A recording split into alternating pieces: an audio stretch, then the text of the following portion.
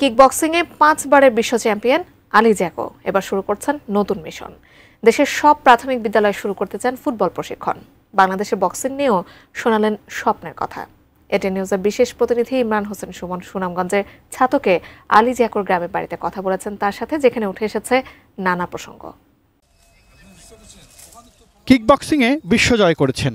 অবসরের পর পিতৃভূমির টানে বারবার ছুটে আসেন বাংলাদেশে। সুনামগঞ্জের ছাতক উপজেলার নিজ গ্রামে ব্যক্তিগত উদ্যোগে জমি কিনেন ফুটবল মাঠের জন্য।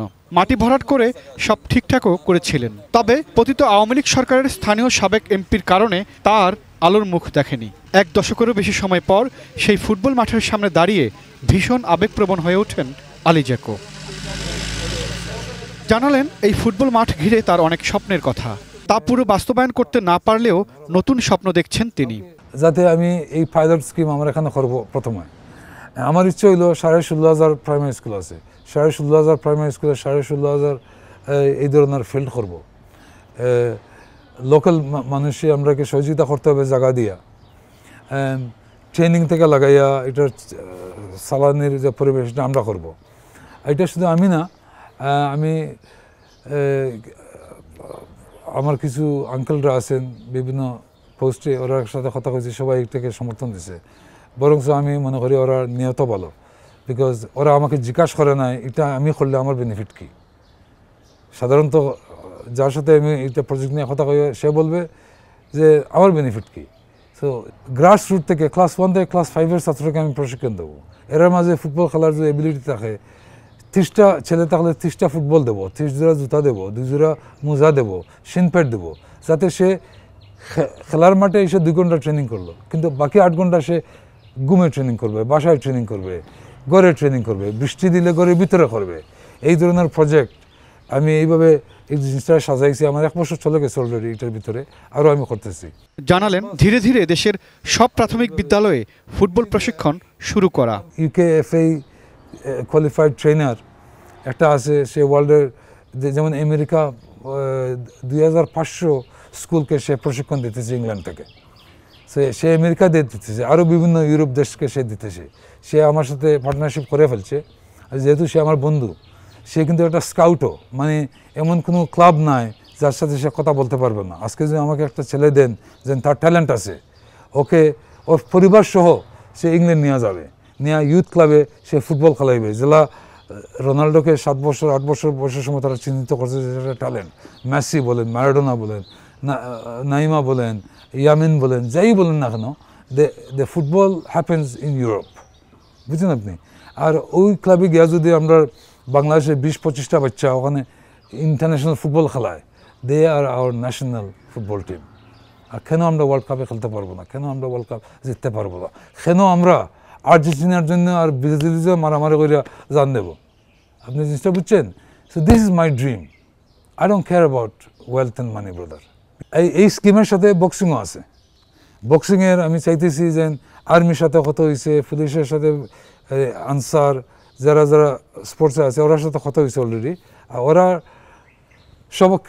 সব ক্যাম্পে গিয়ে তো এটা সম্ভব হবে না, বিকজ এটা হইলো আমার ডাইরেক্ট গেম, যেটার সম্বন্ধে আমার নিজস্ব নলেজ আছে। স্পোর্টস ফুটবল আমার নিজস্ব, আমি অনেক ফুটবল খেলাইছি বা অনেক নলেজ আছে আমার football. Even now I am a very big football fan. বক্সিংয়ের ভালো ভালো বক্সার বাংলাদেশের পছন্দ করে 20-25টা ছেলেকে আমি ঢাকায় নিয়ে আসবো এক জায়গায় ওরা কোচিং দেবো। কোচিং দেওয়ার পরে আই ক্যান গ্যারেন্টি, এটা আমার কথা, I guarantee I'll die or I will try dying. জিনিসটা বুঝছেন নি? যেন উইদিন 5 বছরের মধ্যে আমি গ্যারান্টি দিলাম, ওরা যখন 5 বছর আমার সাথে ট্রেনিং করে, আমি গ্যারান্টি দিলাম we will enter the Olympics, we will win a medal, whether it's gold, bronze or silver, because এটা আমার মতো করতে হবে। এখন বাংলাদেশের ট্রেনার যে এসে আমাকে নলেজ দেয় যে আপনি এটা করেন, ওইটা করেন, ওইটা করেন, এটা করতে হবে, তা এটা আমাকে খাটবে না। আপনি তো 5 বার চ্যাম্পিয়ন হয়েছেন। গুলি মারেন, আমার 5 বারের চ্যাম্পিয়ন। এটা যদি আপনি করতে পারতেন তাহলে করে দিতেন, করেন না কেন? So that's simple answer for that. ব্যাপারটা বুঝছেন? So let me do it my way, because আমি এই বাচ্চারে এখানে ট্রেনিং দেবো, ইন্ডিয়া নিয়ে যাবো, ইংল্যান্ড নিয়ে যাবো, ফরেনার বক্সারের সাথে ওরা প্র্যাকটিস করবে, দেখবে, খেলবে, শিখবে, অনেক কিছু আছে শেখার, অনেক কিছু আছে। বাংলাদেশের 10% ওরা জানা যে 90% বিদেশ গিয়া শেখানো যায়। আপনারা শুরু চাকমাকে জিজ্ঞাসা করেন, ওকে আমি প্রাইভেট নিয়ে গিয়া 6 মাস ট্রেনিং দেওয়া আনছি। সে এখন বলতেছে যে আমার কারণে হয়তো সে ওখানে যাওয়ার পরে সে দেখছে যে লাইফটা বক্সিং কী, ব্যাপারটা বুঝছেন, নতুনভাবে দেখতে পারছেন। সো এই স্বপ্নটা যদি একটা বাচ্চাকে দেন, সে বন্দুকের গুলির মতো গিয়া তোমার ইয়া করবে, এই ট্রেনিং করবে, ফাইট করবে, জান দিয়া ফাইট করবে, তার দেশের জন্য করবে, তার জন্য করবে। So then we can earn something at sports. দেখেন একটা বক্সার যখন বাংলাদেশে ওয়ার্ল্ড চ্যাম্পিয়ন হয়, তো আমরা বাংলাদেশে আরও মানুষ বক্সিংয়ে যোগ দেবে, আরও জীবিকা রক্ষা হবে। ফুটবলের যে একটা বাচ্চা ইন্টারন্যাশনাল টিমে খেলা, আরও বাচ্চাদের স্বপ্ন জেগে উঠবে। কিন্তু রাস্তাতে দেখাইতে হবে একটা মানুষ কত কষ্ট করছে। বক্সিং কিন্তু ওয়ার্ল্ডের সবচেয়ে হার্ড স্পোর্ট।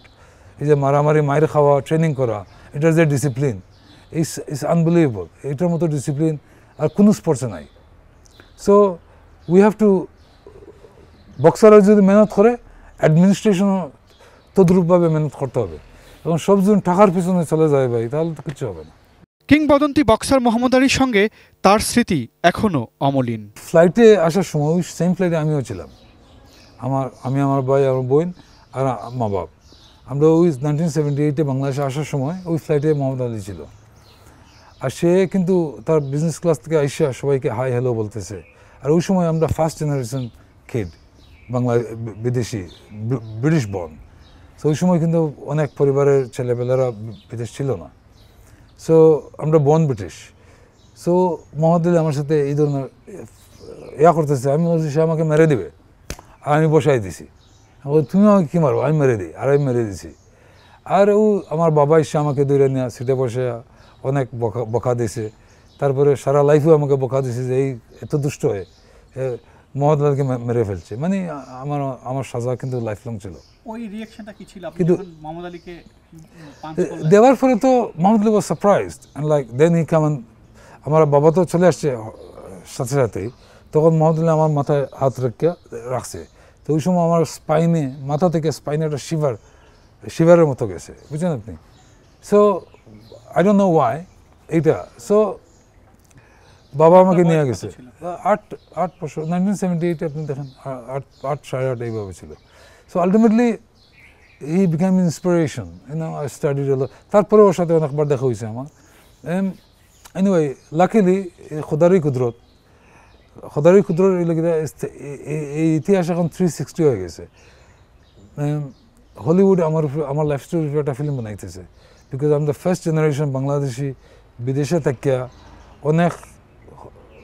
অনেক কষ্টর বিনিময়ে I became the world champion. এইটা কিন্তু সম্ভব ছিল না, স্বপ্নেও কল্পনা ছিল না। বিকজ আমি যদি এখন চিন্তা করি, একটা 14-15 বছর বাচ্চারা যদি আপনারা কুদাম দেন, সে মেন্টালি এফেক্টেড হয়ে যায়। সে থেরাপি লাগবে, মেডিসিন লাগবে, এই লাগবে, সেই লাগবে। বাট আমরা তো ওগুলা চিন্তা করতাম না। উই ওয়াজ লাইক, ওই বললাম না, কিছু পাগল টাইপ ছিলাম। এনিওয়ে ওরা আমার লাইফ স্টোরি একটা ফিল্ম বানাইতেছে। এখন 35 বছর পরে আমার ছেলে নাম হইল মোহাম্মদ আলী, সেও বক্সিং করতেছে। সো ওইটা দিয়ে একটা সিনেমা বানাইতেছে আর কি, ওয়ার্ল্ড ওয়াইড ইংল্যান্ডে। বক্সিং নিয়েও আশার কথা শোনালেন। বললেন, আওয়ামী লীগ সরকারের সময়ে বক্সিং ফেডারেশনের দায়িত্বশীল কর্মকর্তাদের অনৈতিক কর্মকাণ্ডের কারণে বক্সারদের বিদেশে প্রশিক্ষণ দিয়ে আন্তর্জাতিক মানে তৈরি করা যায়নি। আমার স্বপ্ন হইল যে I want to achieve something a goal. এর জন্য আমি বাংলাদেশে আসছিলাম, যে বাংলাদেশে যদি মানুষকে আমি এই স্বপ্ন দিতে পারি, এই জেদ দিতে পারি, বাংলাদেশের বক্সারকে এই একটা স্বপ্ন দেখেন। বাংলাদেশের বক্সারের কোনো ফিউচার নেই। আমেরিকার একটা মেয়ে জিনাত ফেরদৌস, সে বাংলাদেশের জন্য অলিম্পিকের রিপ্রেজেন্ট চাইছিল করতে বাংলাদেশকে, আমেরিকা থেকে। সে 32 বাউট করছে, সে অনেক ভালো বক্সার। কিন্তু বাংলাদেশের ব্যর্থতা হইল অলিম্পিক ফেডারেশন রেজিস্ট্রেশনটা, ওর অলিম্পিকে যে একটা রেজিস্ট্রেশন করতে হয় না, ওইটা করতে গিয়ে ব্যর্থ হয়ে গেছে। এটা দুঃখের বিষয়। মাই ড্রিম ইজ আমার মতো যে আরেকটা বাঙালি হয়, এটা আমার গৌরব, এটা আমার অহংকার। আমি আসছিলাম 5টা বক্সার এদের চাই নেব 2013-14-এ। ওরাকে বাংলাদেশ ইংল্যান্ড নিয়ে আমার টাকা দিয়ে, আমার ভাড়া, আমার টাকা, আমার খরচ, গভর্নমেন্টের কিচ্ছু লাগবে না। শুধু গভর্নমেন্টে এই দায়িত্বটা আমাকে, এই গ্যারান্টিটা দেবে। ওরাকে যদি আমি আর্মির ফৌজ থেকে একটা চাকরির মধ্যে থাকুক বা স্টাডির মধ্যে থাকুক, ওরাকে আমি এখান থেকে 6 মাসের জন্য নিয়ে যাই। ওরা আইসা যেন তারা যদি ওরা সাকসেসফুল হয় না, তাহলে আইসা ওরা সেম পজিশনে তার জায়গাটা মিস না হয়। বুঝছেন আপনি? এতটুকু আমার অনুরোধ ছিল গভর্নমেন্ট, আর কোনো অনুরোধ নাই। নাহলে তো আমি প্রাইভেটলি নিয়ে দিতাম, গভর্নমেন্টের কোনো সাহায্য লাগে না আমার।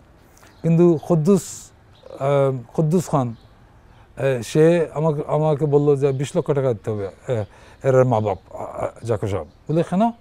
বলে ওই জায়গায় আমার বর্তমান প্রথমে আমার কাছে বলছিল আপনি 10 লক্ষ টাকা দেন, একটা বাচ্চা কিনতে হলে আপনার 10 লক্ষ টাকা দিতে হবে। তাই আমি বললাম আমি ফ্রি নিতেছি, সাহায্য করতেছি বাংলাদেশের প্লেয়ারকে, সব কিছু আমি করতেছি, আমার অনেক টাকা নিয়ে খরচ হবে, আমি আপনাকে কেন 10 লক্ষ টাকা দেবো?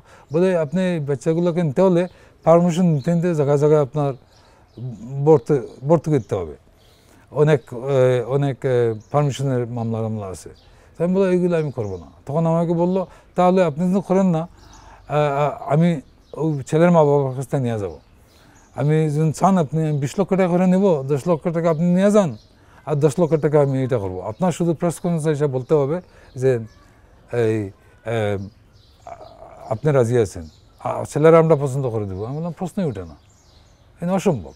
আপনি নিজে বক্সের সম্বন্ধে কোনো নলেজ নাই, আপনি বলতেছেন ইন্টারভিউতে 18 রাউন্ড বক্সার ফাইট করতেছে। পৃথিবীর কোথাও 18 রাউন্ডের বক্সিং হয় নাই। আর একটা প্রফেশনাল বক্সার তার এবিলিটির উপরে সে ফাইট করবে। প্রথমে 4 রাউন্ড থেকে শুরু হবে, তারপরে 6 রাউন্ড প্রফেশনাল বক্সিং। এবার আর থেমে যেতে চান না আলী জ্যাকো। আমি ওখানে বসছি। Imran Hossain Suman, ATN news, Dhaka. এখন আমার